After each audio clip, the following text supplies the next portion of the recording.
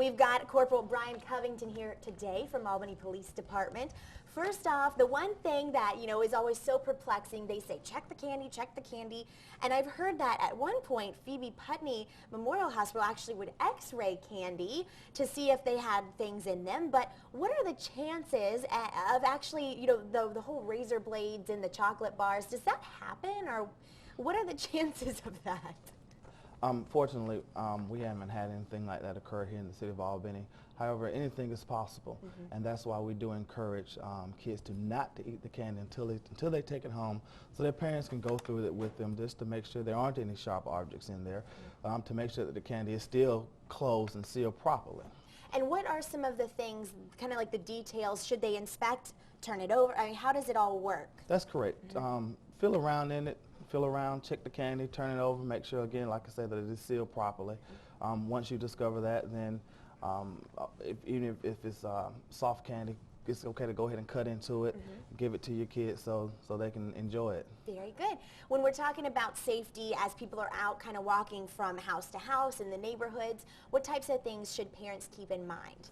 Well, first of all, to just be safe, look out for their kids. We're encouraging parents to go trick-or-treating with their kids. Not only is it safer, but however, it's more fun. Make it a family event. The kids will appreciate it as they grow up through the years, and there's something they'll remember for the rest of their lives. Plus, it helps to deter that would-be criminal act from taking place when that criminal sees the grown-up actually with the children. Very smart, very smart. Talking about curfews, we mentioned just a moment ago some of the times that people should keep in mind, but for here locally, what times would you advise people to kind of go out and then kind of finish up? Well, I'll tell you about an event we're having here at the Albany Police Department. Fantastic. We are actually doing a Halloween extravaganza for the community, for family. And that starts at 5 o'clock and ends at 8. We'll be giving out candy, and there'll be food and games for the family to enjoy. We want trick-or-treaters to primarily be finishing up before 9 o'clock. That's the safe times. Very good. Now, there is no safer place to be than with the Albany Police Department. That's where I'd be heading. But we're going to be back in just a moment to talk more about Halloween safety. Stay with us.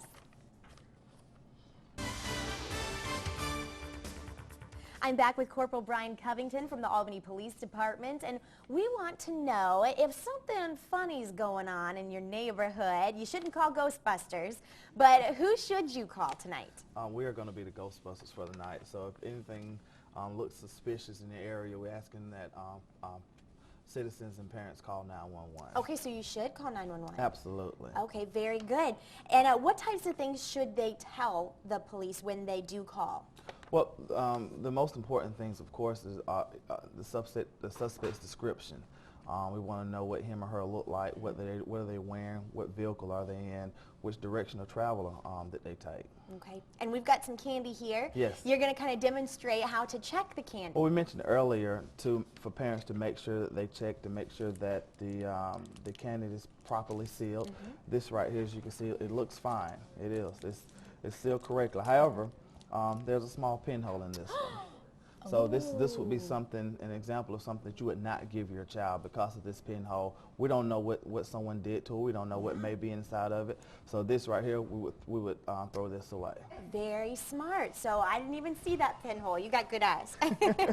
You've got a few tips you'd like to tell us. I do. Actually, for the first 50 kids that come in and trick-or-treat with us at the Albany Police Department, they will receive this handy dandy trick-or-treat bag where they can put all their treats in. On the back of it, it does have some tips and for parents.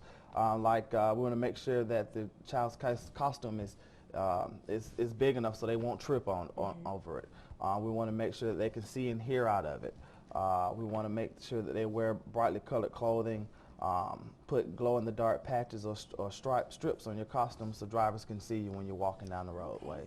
Great tips. Again, what time should people stop by, and where are they going to be tonight for your celebration? We're starting at 5 p.m., 5 to 8, so they have up until that time, and we're going to be at 201 West Oglethorpe at the Albany Police Department. Thank you so much for all of your information. Again, Corporal Brian Covington, Albany Police Department. On over to Sasha now. She's talking